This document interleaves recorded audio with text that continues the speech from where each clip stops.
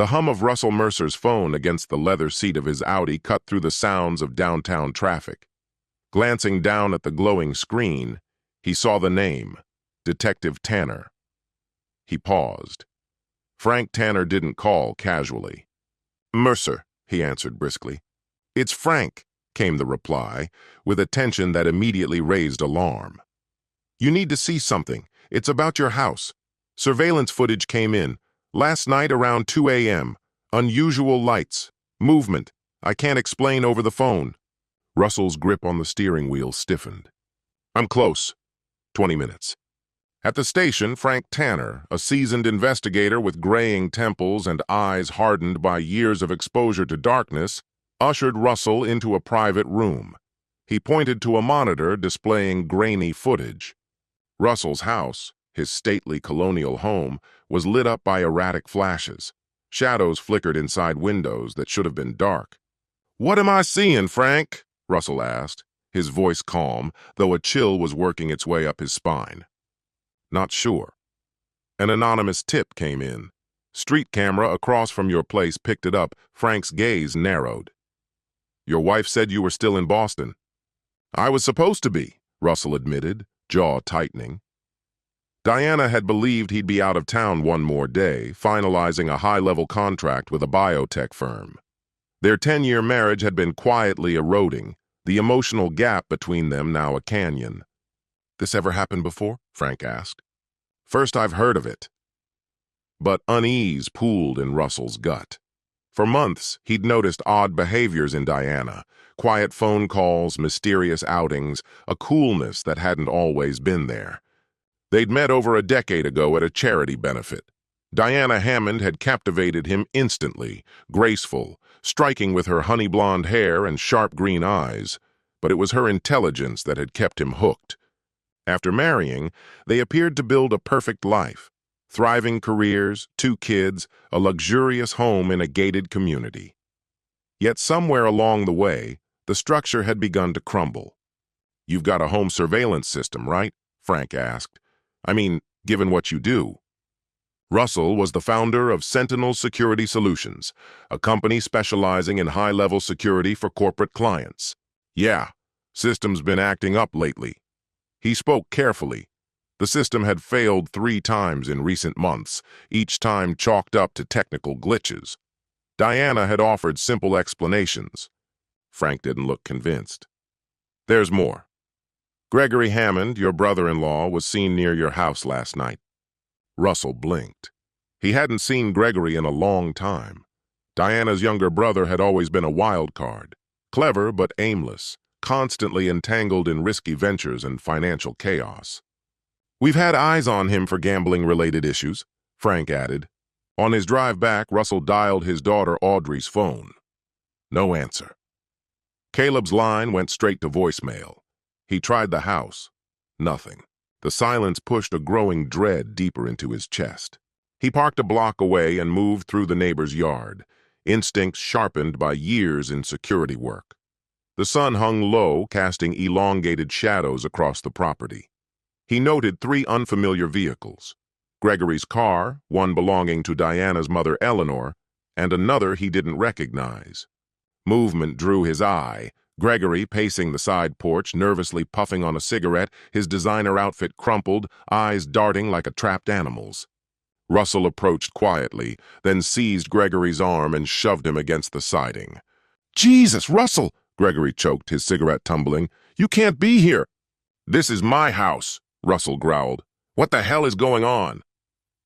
Gregory's fear was palpable, more than panic. It was dread. "You weren't supposed to come back yet. They're not finished."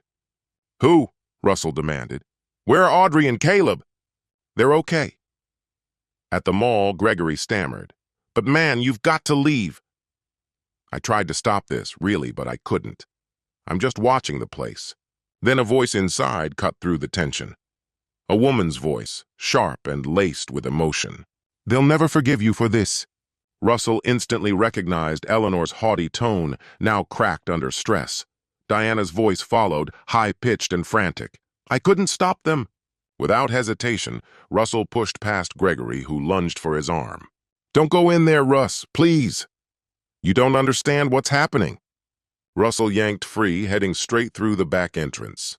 The kitchen was eerily silent, the only sound drifting from the upper floor, voices coming from the master bedroom. Taking the stairs two at a time, his training took over. To his surprise, Gregory was somehow already at the top, standing rigid outside the bedroom door. They said they needed more time, Gregory pleaded. Russell didn't slow. He drove his boot into the door, splintering it open. Nothing could have prepared him. Diana stood near the window, tear-streaked mascara staining her cheeks, dressed in a sleek black gown he'd never seen. Eleanor was perched stiffly in a corner chair, her refined face pinched in pain. And between them, a tall, silver-haired man in a tailored suit raised a hand toward Russell, more a gesture of calm than aggression. But it wasn't the people that stopped Russell cold. It was the transformation of the room. Symbols, foreign and ominous, were scrawled across the walls. Candles flickered from every flat surface.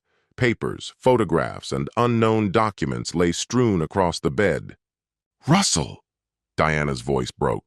"You weren't supposed to come back until tomorrow." The suited man recovered quickly, his initial surprise hardening into a calculated composure. "Mr. Mercer, I presume," he said. "Regrettable timing." "Victor, don't!" Diana cried. Her panic was unmistakable. Russell scanned the scene with a professional's eye. Doors, threats, exits, variables. The confusion only fueled his resolve. "You've got 10 seconds, he said coldly, "to tell me what the hell is going on in my house." Victor stepped forward, calm and confident. "There's nothing malevolent here, I assure you. A kind of ritual cleansing." Diana had been unsettled for weeks. "A ritual cleansing? With notarized forms?" Russell approached the bed, his eyes scanning the disorganized stack of documents scattered across the comforter. Property transfers, bank account authorizations, trust documentation for their children. Eleanor stood unsteady. "Russell, please try to understand. Diana's been going through something. Dr. Laszlo is helping her." Russell's gaze moved to Victor Laszlo. He took in the glossy fingernails, tailored clothing, the way he radiated practiced charm like a weapon. "Victor's an art dealer," Diana interjected quickly. "He's been guiding me through some alternative treatments for stress." Russell picked up a photo from the pile. Diana and Victor entwined, close and comfortable on what looked like a yacht. The timestamp, 3 months ago. Gregory stood in the doorway, frozen, as Russell's icy eyes swept the room again, absorbing every detail, measuring every expression, parsing every betrayal. "Everyone out," he said, softly, dangerously. "Except Diana." The bedroom door shut quietly behind Eleanor, Gregory, and Victor, sealing them out. Candlelight flickered between Russell and Diana, casting long shadows over the room. Silence lingered. "It's not what you think," Diana murmured at last, barely audible. Russell let out a dry, humorless chuckle. "No? Because it looks an awful lot like you're sleeping with Dr. Laszlo and orchestrating a financial heist with your family." He began gathering the papers with clinical precision, skimming through each one. Durable power of attorney, real estate transfers, access credentials for the kids' trust funds. "Very therapeutic," he muttered. Diana's control began to falter. "You don't get it. Victor taught me about energy, about emotional frequencies." "Enough." Russell laid the papers aside with deliberate calm. "How long?" "How long what?" "The affair. The scheming. The deception." He remained standing, his imposing figure silhouetted against the dim glow of the window. At 42, he still carried the presence of a man forged in combat, a legacy of his years in the Special Forces before he built Sentinel Security into a powerhouse. Diana sank onto the edge of the mattress, her shoulders slumped. 6 months, but it wasn't planned. Victor and I met at an exhibit. We connected instantly. He saw things in me. You never did. "And the candles, the symbols?" She blinked, caught off guard, then slowly nodded as recognition set in. "That was his idea. He said if you ever found out, we could frame it as a spiritual retreat, a breakdown, a healing process." "Smart," Russell said, his tone like frostbite. "And the kids? Where do they fit into this theft?" Diana winced. Caleb's completely in the dark. Audrey, Victor was worried she might notice something. He's been giving her art lessons, mentoring her a little. She's grown attached to him. Russell's jaw tensed. The thought of Laszlo influencing his 15-year-old daughter sparked something dangerous in him. Why today? The Cayman accounts, Diana replied, barely above a whisper. They're protected by biometric authentication. Victor has contacts who can bypass that, but they needed something personal: hair, DNA, items from the house. She stopped, the weight of her words hitting her. Russell nodded slowly. The last piece of the puzzle? And Gregory? He asked. He's in deep. Owes money to some dangerous people. Victor offered to clear his debt in return for his help. And your mother? Diana looked away, ashamed. She never believed you were right for me. Said you were too raw, too rough despite all your success. She's been pushing me toward Victor for years. Russell turned back to the window. The lawn below looked serene, the same patch of green where his children once ran barefoot, laughing in the summer light. When he faced her again, the fury in his expression had given way to something colder, heavier: resignation. You've won, he said quietly. I'll be at the Westmont tonight. We'll talk about the divorce tomorrow. Diana's face softened with relief, stunned by how easily he'd yielded. That's very civil of you. Russell grabbed a few personal items from the dresser. At the door, he paused.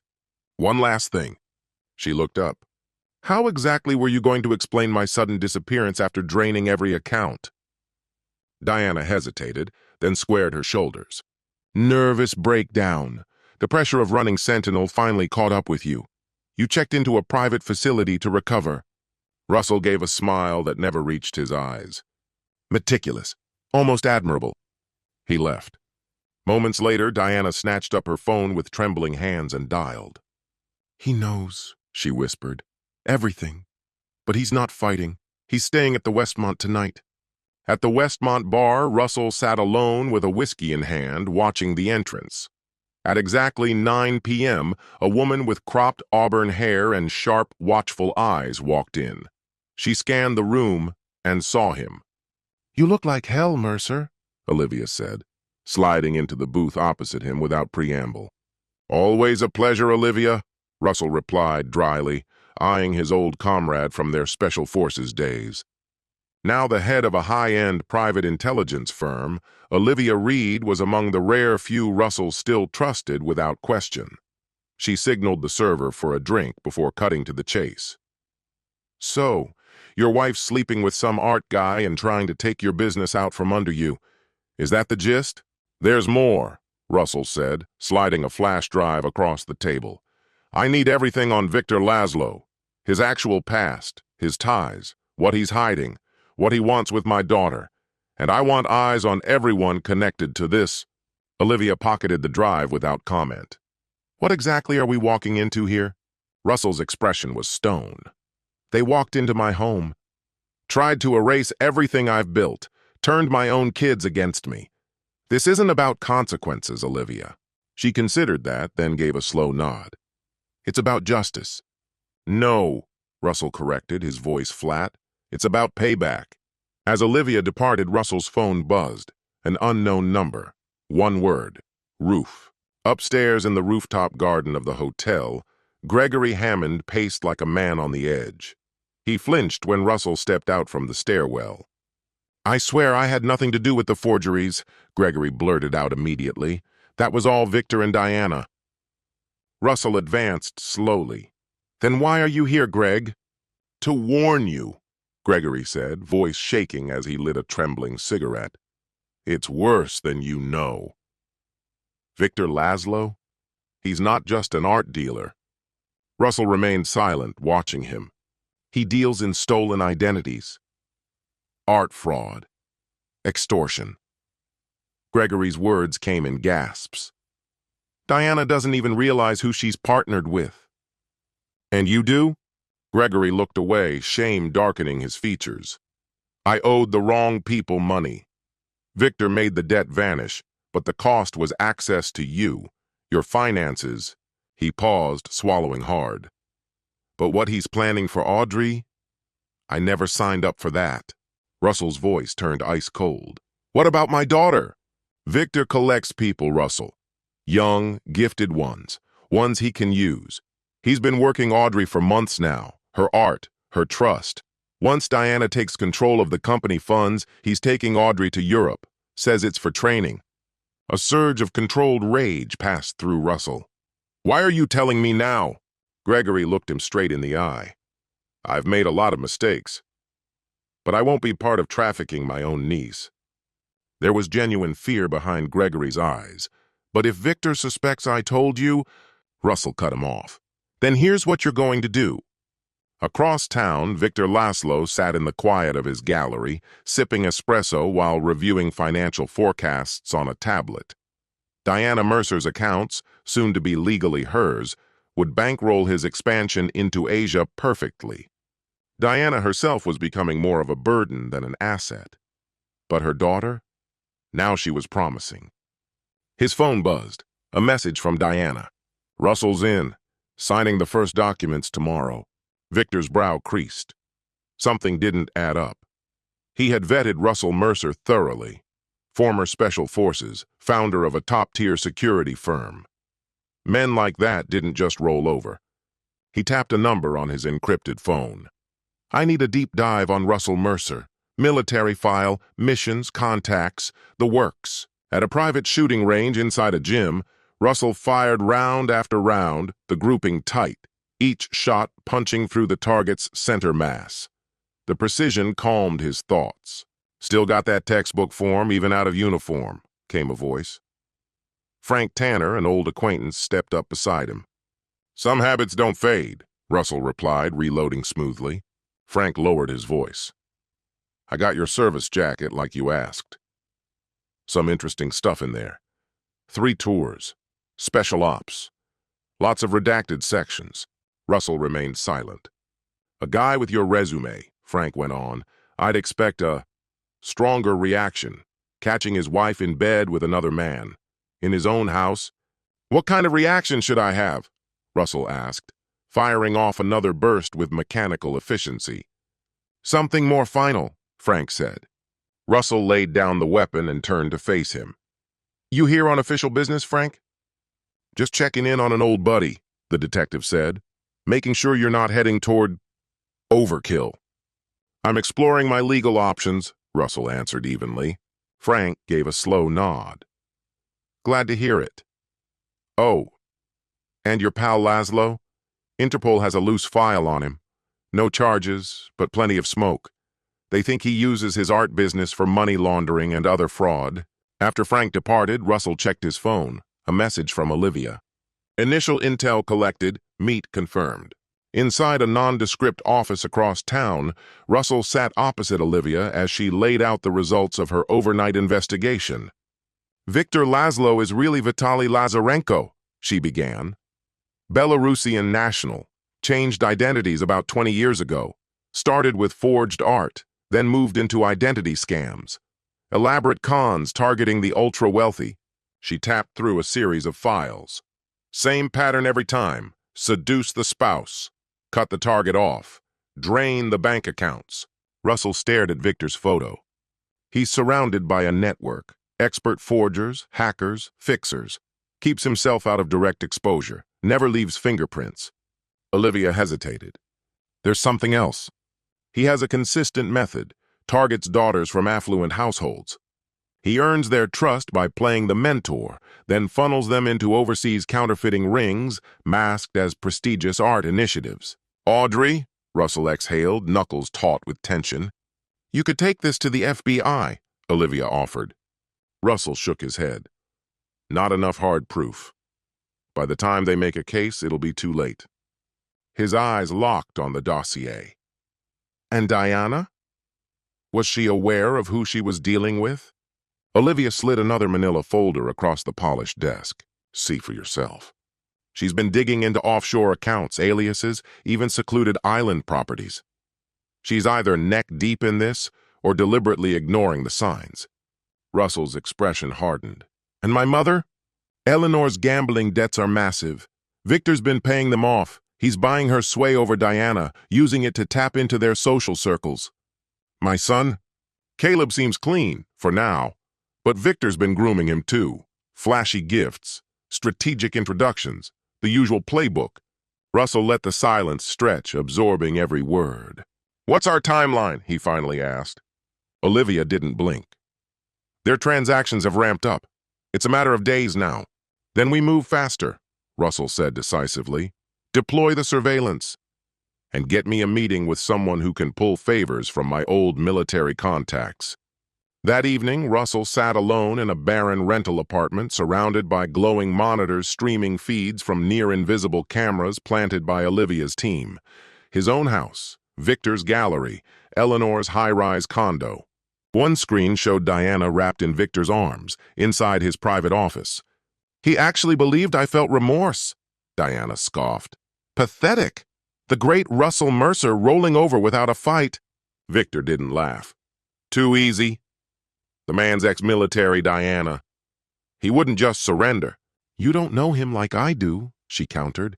He's terrified of losing his family. That perfect image. The company, just a bandage for everything he couldn't control. Victor traced her cheek with a fingertip. For your sake, let's hope you're right. Men like him, they don't forgive betrayal easily. Russell changed the feed to Audrey's room. She was sketching, utterly focused. His heart tightened. 15 years old, with his dark features and her mother's intensity. He activated the audio, a knock on her door. Caleb entered. 17, lean, wearing an expensive watch Russell had never seen before. Mom's looking for you, Caleb said. Something with Victor, art-related. I'm busy, Audrey replied, not lifting her head. What's your deal? Don't you find it strange? She asked. Dad's gone and suddenly Victor's in every part of our lives? Caleb shrugged. Mom's finally happy. What's wrong with that? And the gifts? The watch? The promises? Her voice was calm but sharp. Doesn't anything about this feel wrong to you? You're overthinking, Caleb said, dismissive as he left. Audrey returned to her drawing, an eerily precise portrait of Victor, but his eyes were cold, predatory. She had seen past the surface. Russell powered down the monitors. His mind was clear now. The strategy was set. Divide and conquer. The next morning, Russell walked into his lawyer's office looking like a man who had given up. Exactly the image he wanted. Diana sat beside Victor. They were impeccably dressed, the picture of poise, as attorneys paged through the draft of their separation agreement. Before we proceed, Russell's attorney said, my client has one request, a few private words with his wife. Victor looked uneasy, but when Diana squeezed his hand, he relented. 5 minutes, he said. In a nearby conference room, Diana faced Russell with rehearsed compassion. This is the right move, she said gently, a clean break. Russell slumped into the chair. Is there someone else, Diana? Please. I just need the truth. A pause, then a nod. Yes. I didn't mean for it to happen, but it's Laszlo, isn't it? Russell cut in, his voice cracking perfectly. I had my suspicions. All those art shows, late nights, she let out a small sigh, relaxing as if relieved. Victor gets me in a way you never did. It's deeper. And the kids? They'll be fine. Victor's been amazing with them, especially Audrey. He really believes in her talent. Russell rubbed his eyes, looking drained. This agreement, it hands you almost everything. The house, the savings. You even gain sway over the children's trust. You'll still have the company, she reminded him. That's where your passion lies, isn't it? I just want one thing, he murmured. One last weekend with the kids, at the lake house, no lawyers, no tension, just a proper goodbye to the family we were. Diana hesitated, calculating. Then she nodded.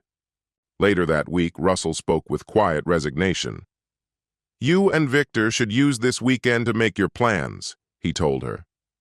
The heaviness in his voice made it clear. He was conceding. Diana gave a small nod. All right.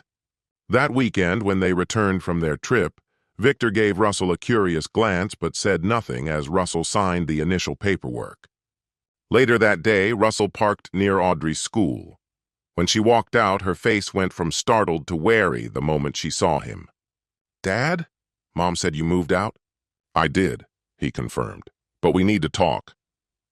"Get in." She hesitated but climbed into the car. Russell drove to a quiet park and found a bench well away from the other visitors. "What's going on?" Audrey asked as soon as they sat. "Mom's been acting weird. Caleb's suddenly obsessed with Victor, and you just disappeared." Russell studied her closely. "What's your opinion of Victor Laszlo?" Her face became unreadable. "He's Mom's special friend. He's been giving me art lessons." She held his gaze.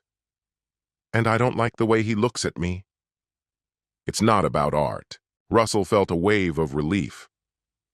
"I need to show you something," he said, pulling out a tablet. "But this stays between us. Your safety depends on it." She took it, scrolling through hand-picked files Olivia had compiled about Victor. As she read, her face went pale. "These girls, what happened to them?" "Best case scenario," Russell said quietly. "They're making forgeries overseas. Worst case, I don't want to say, does Mom know?" "I honestly don't know," he admitted, but she's chosen to believe in him. Audrey sat in silence for a long moment. "What are you going to do?" "Whatever I have to protect you and Caleb." He met her eyes. "But I'll need your help." "What about Caleb?" "He's under Victor's influence too. Expensive gifts, big promises. I'll deal with him separately. For now, we keep him in the dark. Victor watches him closely." She nodded slowly. "What do you need me to do?" Russell outlined her responsibilities step by step, ensuring she understood. That evening, Russell took the next step, Gregory. He found Diana's brother at a downtown bar, hunched over a drink. Gregory startled when Russell slid into the seat across from him. "Jesus, aren't you supposed to be off having some breakdown?" he hissed. "Let you down?" Russell asked dryly. Gregory glanced around anxiously. "If Victor knows we're talking—" "He won't," Russell cut him off, pushing a folder across the table. "Unless you make me act." Gregory opened the file. His face turned ashen as he scanned the documents, evidence tying him to past operations with Victor, including signed paperwork implicating him in financial crimes. "You're blackmailing me?" Gregory stammered. "It's too late." "Diana's already getting everything." "No," Russell corrected. "I'm giving you a choice. Help me, and this disappears. Stay loyal to Victor, and this goes to the FBI. Gregory swallowed hard. "What kind of help?" "Intel, access, and when the time comes, a specific task." "He'll kill me," Gregory whispered. "Victor will be too busy dealing with me," Russell replied, a dangerous calm in his voice. "Besides, don't you want to protect Audrey? Isn't that worth the risk?" Gregory stared into his drink. "What exactly would I have to do?" Meanwhile, at the Hammond estate, Eleanor hosted Diana and Victor with chilled champagne. "To new chapters," she toasted. "Though I must admit Russell's sudden surrender feels off," she added. "He's shattered," Diana said with a dismissive wave. "All that military swagger? Just a mask for his own fears."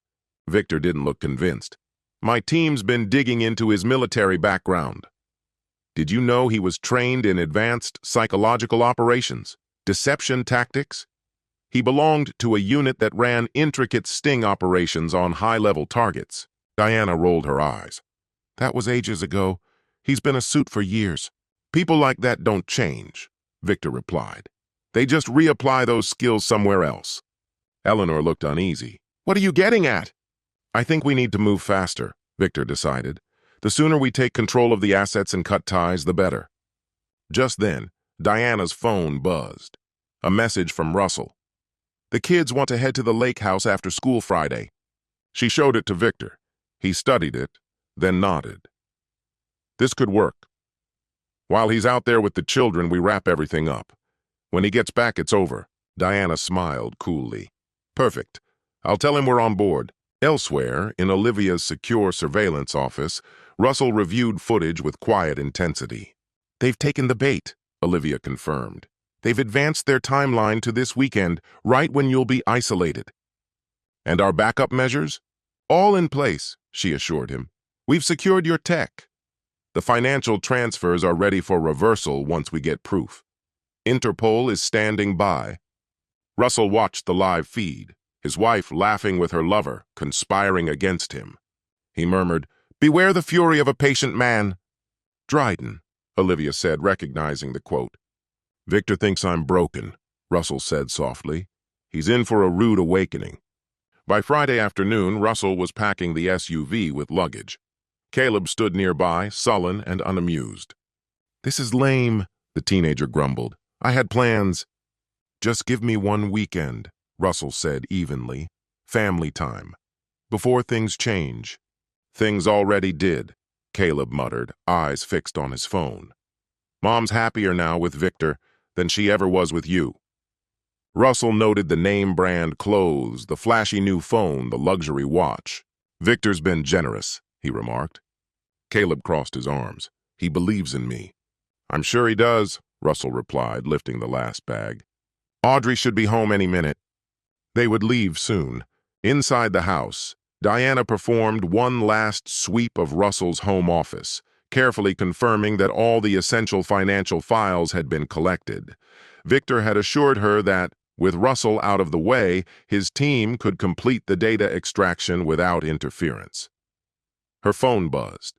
An unlisted number she instantly recognized as Victor's encrypted line. "Has he left yet?" Victor's voice came sharp, skipping pleasantries. "Almost." "Audrey's just getting in from school," Diana answered. "Perfect.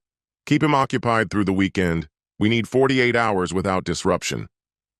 "I've got it covered," she assured him, her voice calm. "Russell believes this weekend is all about emotional closure.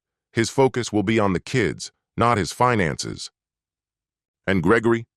Diana glanced out the front window. Her brother stood next to Russell by the SUV, engaging him in quiet conversation, just as they'd planned.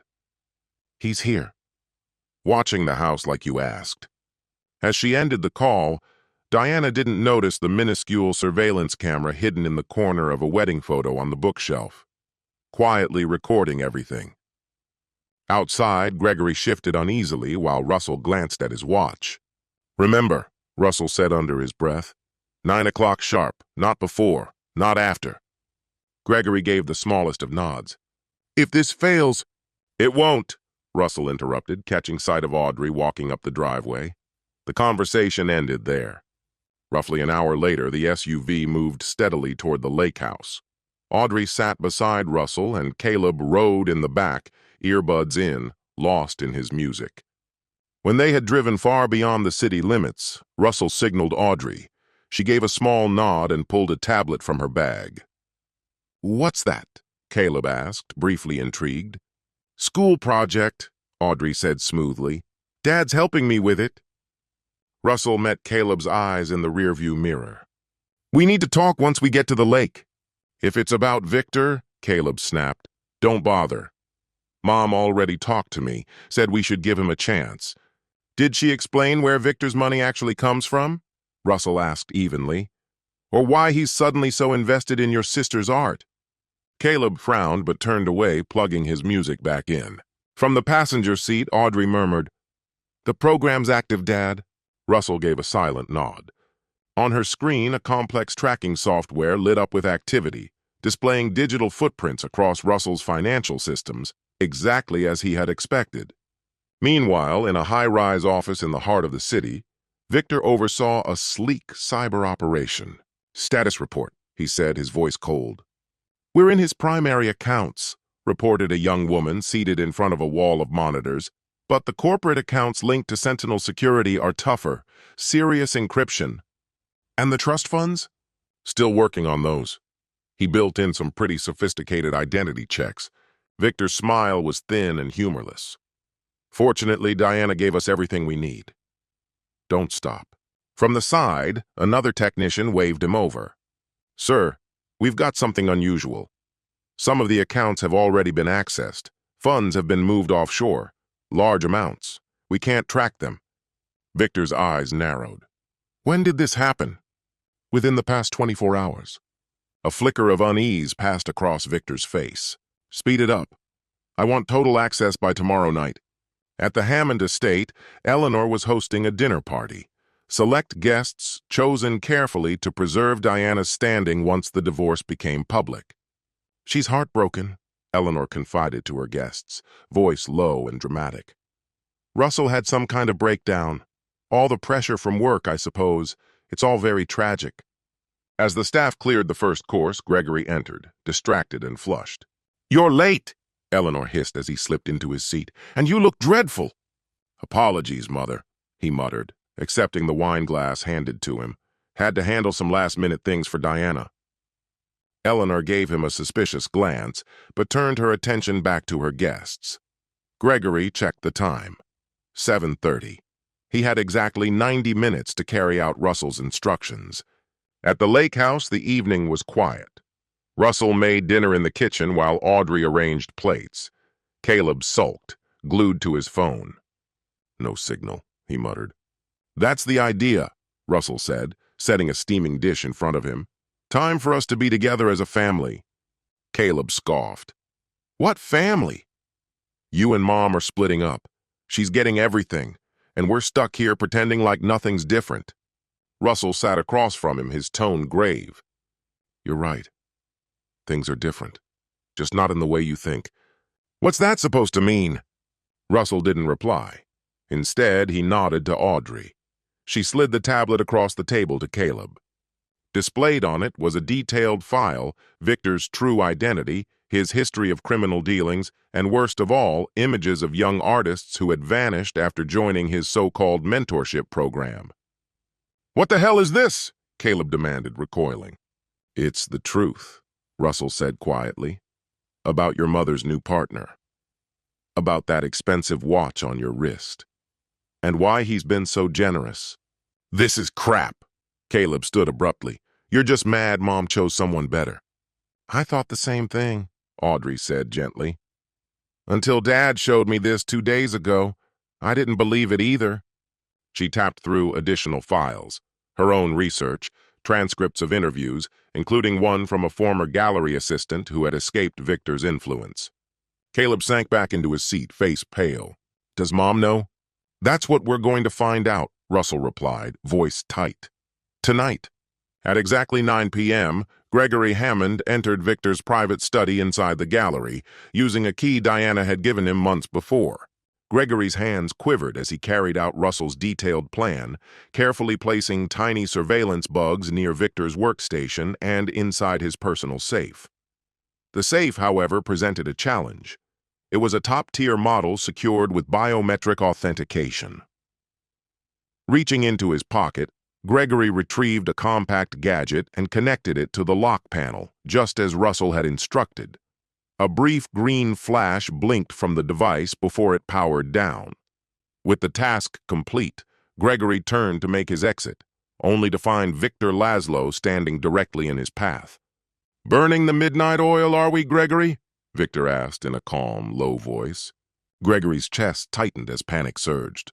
Just, bringing over those papers Diana said you needed, he stammered. For the transfers. Victor moved in closer. Is that so? Then why not hand them to me directly? What's with the stealth entrance into my office? I wasn't sneaking, Gregory replied, his voice barely steady. You weren't answering your phone. Diana said it had to be done tonight. Victor regarded him for a long moment, then glanced around the room. Where are these important documents, then? Gregory slapped his pockets, pretending to be confused. Must have left them in the car. I'll just run down and grab them. No need. Victor gave a tight smile. Let's go take a look together, shall we?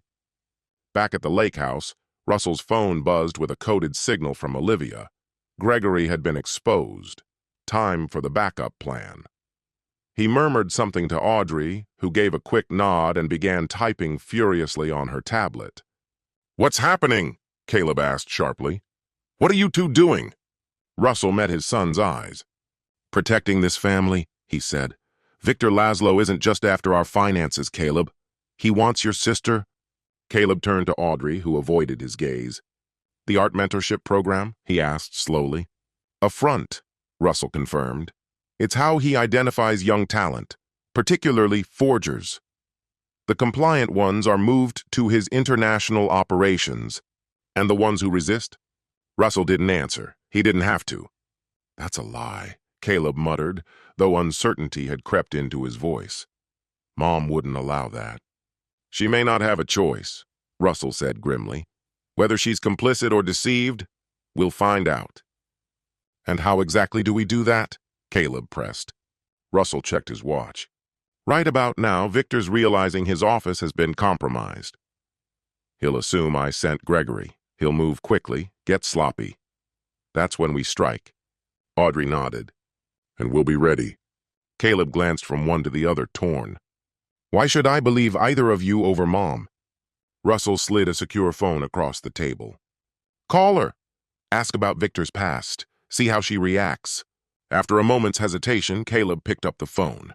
At Victor's penthouse, the tension was palpable.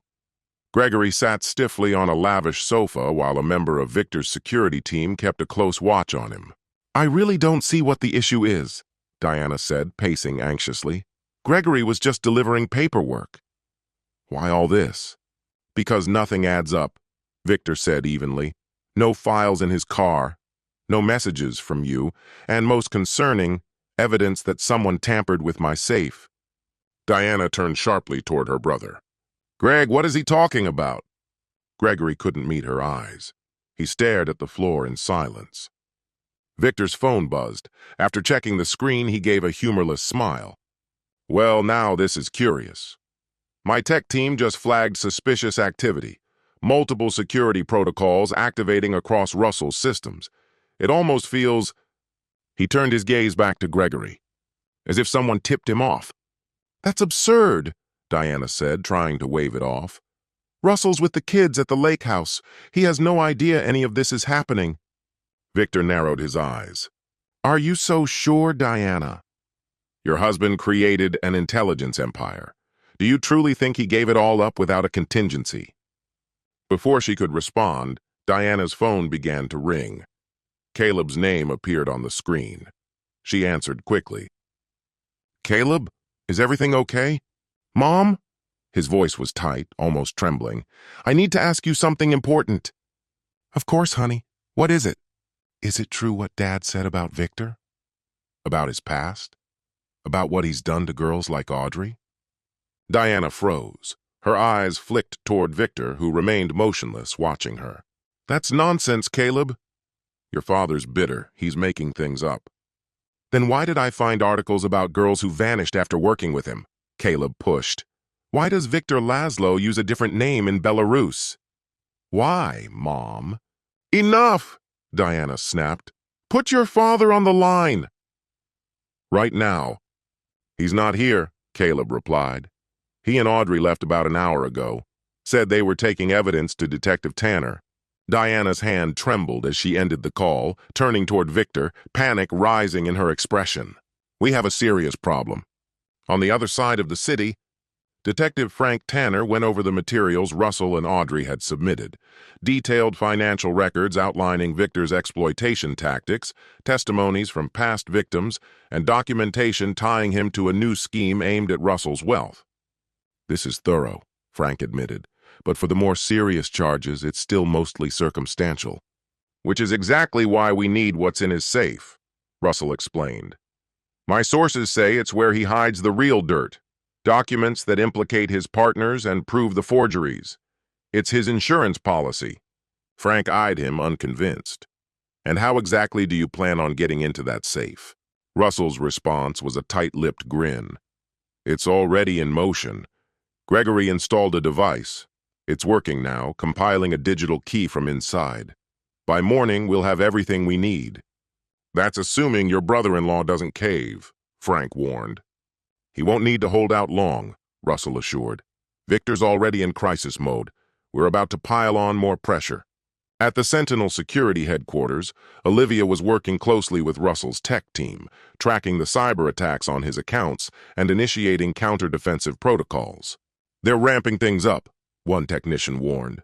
They're hammering the primary servers with brute force tactics. Let them think they're making headway, Olivia instructed. Are the decoy accounts online? Yes, if they break in, they'll find only our traps. Just then, Olivia's phone vibrated. A message from Russell lit up the screen. Phase 2 initiated. Activate financial countermeasures. Meanwhile, chaos was spreading through Victor's penthouse. His tech team scrambled to respond to the newest reports. Half the accounts we accessed are now locked, one of his hackers exclaimed, and the rest are being monitored externally. Victor slammed his hand on the desk, fury boiling over. This can't be happening. He's not even supposed to know how to operate outside his own security systems. Diana stood frozen, stunned. How could Russell possibly have known what we were planning? Gregory's voice cut through the tension from the corner of the room. Because you all underestimated him. Victor's eyes narrowed. What did you do? Before Gregory could respond, every screen around them went dark. Then, one by one, they flickered to life with a single message. Access denied. Unauthorized transfer attempts reported to federal authorities. Victor's phone rang, on a line reserved only for his closest, most trusted partners. He answered, guarded. Yes? We're out, said the voice on the other end, cold and clipped. The FBI's cyber team is in play. It's over. Wait, Victor started, but the line had already gone dead. Diana collapsed into a nearby chair, finally beginning to grasp the magnitude of what they were facing. What do we do now? Victor's face was stone. We adjust. We still control the house. Some accounts are untouched, and we still have our strongest card. What card? Diana asked. Your daughter, Victor replied, his voice like ice. Russell's beloved Audrey. Back at Sentinel, alarms blared as a wave of new threats hit the system. They're changing strategies, Olivia relayed to Russell over a secure line. They're going after Audrey's phone now, trying to pinpoint her location. Expected, Russell replied, unfazed. Are the fake GPS coordinates active? They are. Her phone shows she's at your downtown office. Perfect. Keep eyes on all targets. I'm moving in. At the penthouse, one of Victor's techs grinned. Got her. Audrey Mercer's phone just pinged from Sentinel's downtown HQ. Victor's lips curled into a satisfied smirk. Russell thought he was being clever. But he just left his daughter exposed. He turned to Diana. Call your son. Tell him you're concerned about his sister. Ask to meet. Alone. Diana hesitated, torn. You won't harm them, right?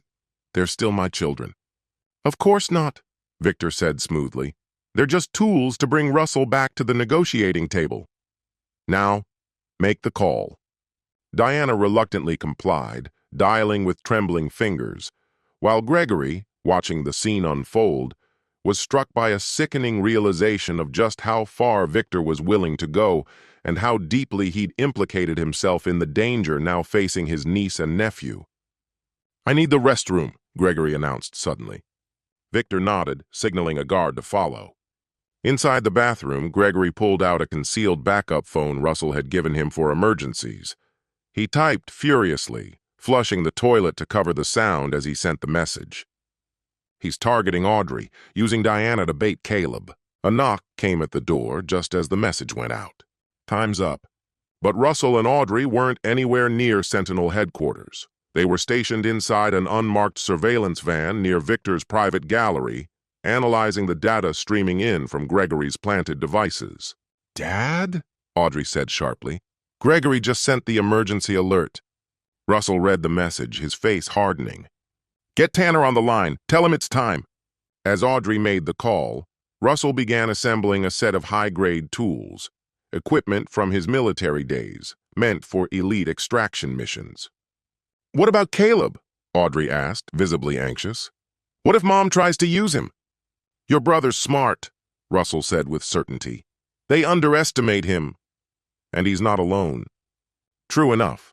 When Caleb got Diana's anxious call urging him to meet her to discuss Audrey's safety, he immediately recognized the ploy. Russell had warned him about this kind of manipulation. Instead of agreeing, he contacted the emergency number his father had given him. They're trying to use me to get to Audrey, he reported. Hold your position, came the immediate response. Security is already on its way. In a matter of minutes, Two ex-Special Forces operatives from Sentinel Security pulled up to the lake house, swiftly setting up a defensive perimeter around Caleb. "Your father knew this might happen," one of them said. "We're here to protect you while he deals with Victor Laszlo." For the first time in a long while, something stirred inside Caleb, an unfamiliar surge of admiration for the father he'd once viewed as powerless.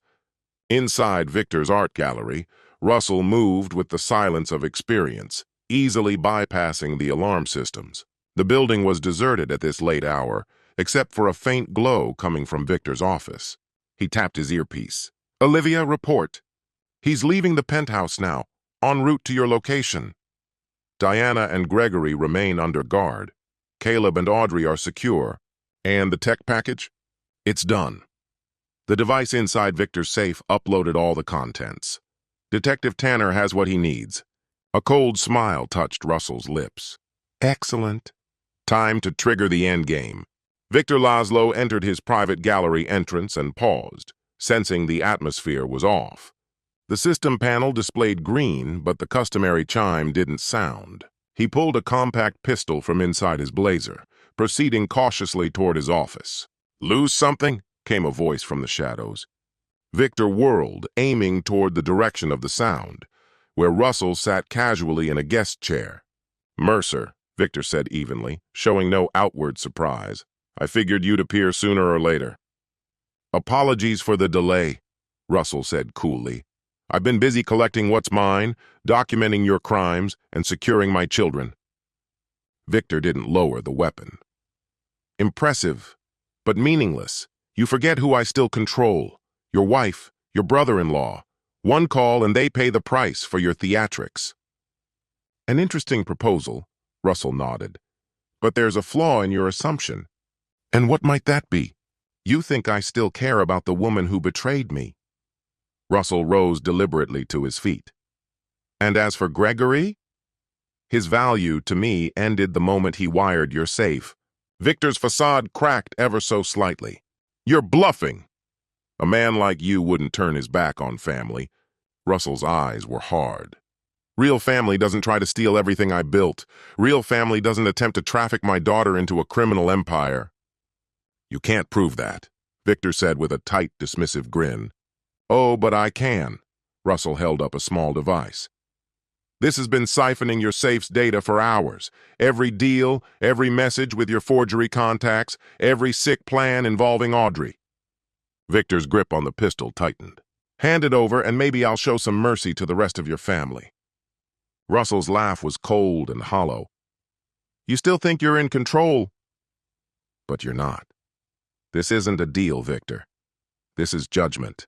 "You're unarmed," Victor said, eyes narrowing. "Is that what you think?" Russell replied. He tapped a button on his wristwatch. The gallery was instantly plunged into total blackness.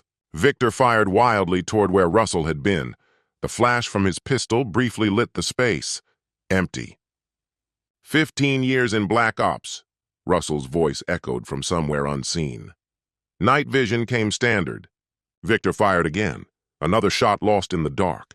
"I specialized in high-value extractions," Russell continued, his voice weaving through the room. "Sometimes the target didn't walk out alive." Victor edged toward a wall, trying to reduce his vulnerability. "We can still strike a bargain, Mercer. I have resources you can't begin to imagine." "I'm not after your money," Russell said, voice now steel. "I'm after accountability." Suddenly, the emergency backup lights blinked on, bathing the gallery in a crimson hue. Victor found himself facing Russell, standing 10 feet away, calm and empty-handed. "It's over," Russell said quietly. "The FBI has everything. Interpol is moving on your overseas ops. Your accounts are frozen solid." Victor raised the gun again, desperation flickering in his eyes. "Then I'll just have the pleasure of ending you." "No," said another voice, as Detective Tanner emerged from the gloom, gun drawn and aimed squarely at Victor. "You won't." Victor's eyes darted between them as the realization sank in. He'd been completely outplayed. With a burst of rage, he turned the gun on Russell and pulled the trigger, only to hear a dull click. "I switched out your rounds while you were posturing at your penthouse," Russell said coolly. "Another skill from the old days?" Psychological manipulation? As Tanner cuffed Victor, stunned into silence, Russell pulled out his phone and opened the live surveillance feed from Victor's penthouse. On the screen, Diana was pacing, visibly agitated. Gregory sat nearby under watch. "And my wife?" Victor spat. "She was part of it too." "I know," Russell said flatly. "Her involvement is fully documented." He glanced at Tanner. "Your people should be picking her up right about now." As if on cue, the feed showed FBI agents entering the penthouse, placing Diana and the guards under arrest, and escorting Gregory to safety. "You've been orchestrating this for months," Victor said, almost in awe. "No," Russell corrected him. "Only since I reviewed that footage. The strange lights at the lake house. Amazing what motivation can do to a timeline." As Tanner led the defeated art dealer away, Victor called back, "This won't end here, Mercer. Men like me don't rot in prison." Russell watched him go, then tapped his earpiece. "Target secured. Begin the asset recovery." "Across the city," Olivia responded promptly. "All financials are being funneled into secure channels." The trust accounts were now secure, shielded by new layers of authentication. And the children? Safe. Both of them had been asking for Russell. The next day, Russell sat with Audrey and Caleb in the family home, now stripped of any trace of Diana's presence and Victor's corruption. "What do we do now?" Caleb asked, his voice low and uncertain in the aftermath of the previous night. "Victor is facing federal charges, fraud, attempted trafficking, and a host of other offenses," Russell replied. "With the evidence in hand, he's not going anywhere for a long time." "And Mom?" Audrey's voice was barely above a whisper. Russell's face grew hard. "She made her decisions. The investigation proves she was complicit in Victor's operations, including what he intended to do with you, Audrey. She's being charged with conspiracy." Caleb's face fell. She was really going to let him take Audrey? For money?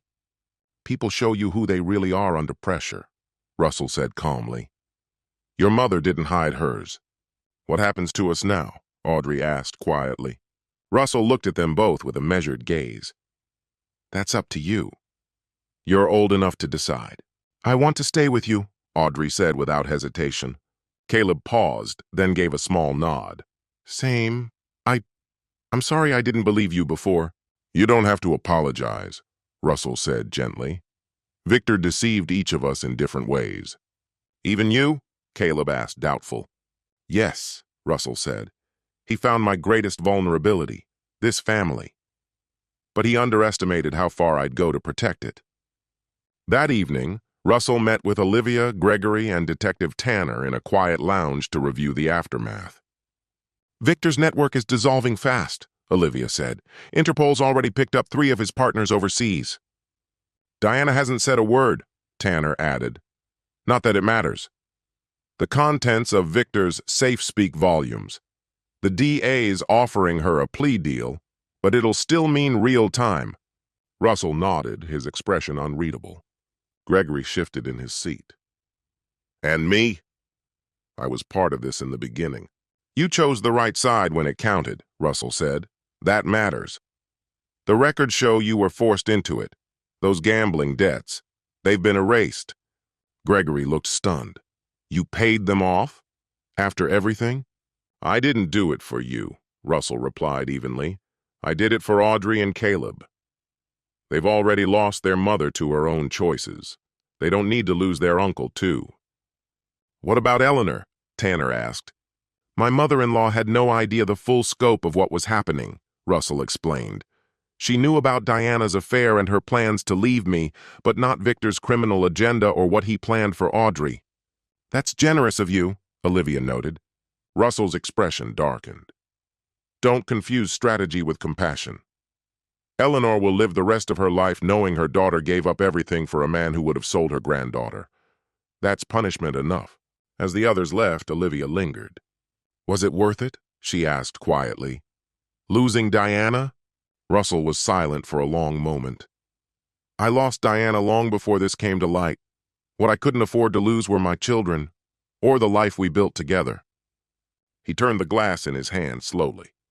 "In the Special Forces, we were taught that some missions require sacrifice." I let go of the illusion of a perfect family to protect the parts that mattered. And now? Olivia asked. Now, Russell said simply, we rebuild, with those who stood by us. And without those who didn't. A year later, Russell Mercer sat at his desk, reviewing the college applications spread out before him, Caleb's top choices for the coming fall. The office, once Diana's command center for social events, had been repurposed into a space where father and children could plan their futures together. Cornell's engineering track looks solid, Russell remarked as Caleb entered the room. The robotics program is what I'm after, Caleb said, taking a seat. But Stanford has better industry ties. Both great options, Russell said, with a quiet pride. Over the past year, he had watched his son grow into a focused, driven young man, a far cry from the entitled teenager of the past. Any updates? Caleb asked, the unspoken subject hanging between them. Russell shook his head. Her appeal was denied last month. She's serving the full term. Caleb gave a slow nod. His face was unreadable but resolute. I haven't answered her last letter. That's your call, Russell said gently.